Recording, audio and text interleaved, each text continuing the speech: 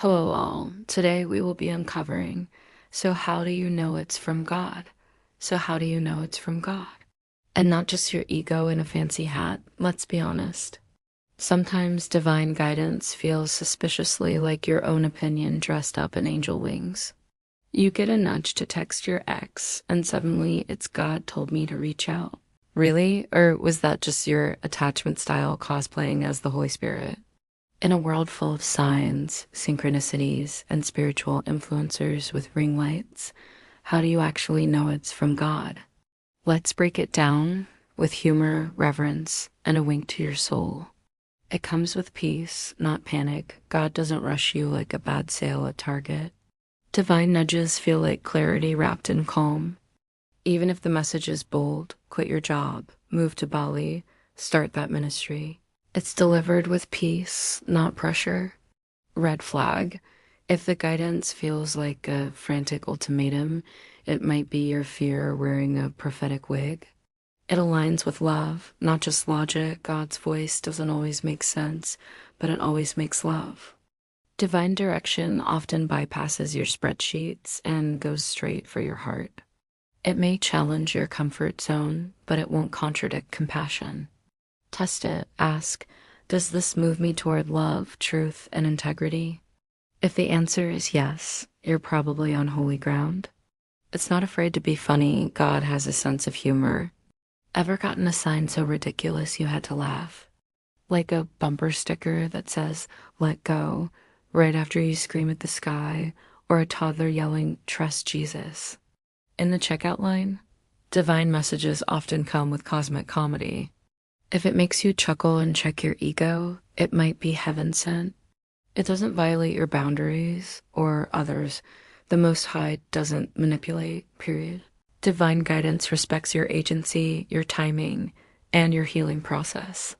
It doesn't guilt trip you into saying yes, nor does it ask you to override someone else's no. Reminder, if it feels coercive, it's not God. It's your inner people pleaser trying to get ordained. It echoes what you already know, but we're avoiding. Sometimes God's voice sounds suspiciously like your own intuition, the one you've been ignoring because it is inconvenient. That gut feeling, that dream you keep having, that verse that won't leave you alone. God often confirms what your soul already knows. You're not crazy. You're just finally listening.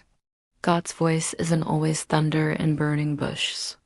Sometimes it's a whisper in the wind, a meme that hits too hard, or a deep knowing that makes you exhale. It's not always easy to discern, but it's always rooted in love, clarity, and truth. So next time you wonder, was that God or just me? Pause, breathe, ask, and listen not just with your ears, but with your spirit. Because when it's from God, it doesn't just sound right. It feels like home. Divine discernment checklist for when you're wondering, was that the Most High or just my ego in a prophetic wig? Us. Does it come with peace, not panic? Does it move me toward love, truth, and integrity? Does it respect my boundaries and others? Does it feel like a whisper, not a shove? Does it echo something I already know deep down? Does it make me laugh and reflect? Would I still trust it if no one else validated it? Does it feel like home in my spirit, not just hype in my head? Affirmation for divine clarity. I am tuned to the frequency of truth. I trust the whispers, the pauses, the peace.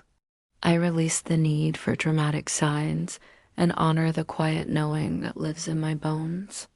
When it's from God, I feel it, not just in my mind, but in my spirit, my breath, and my becoming.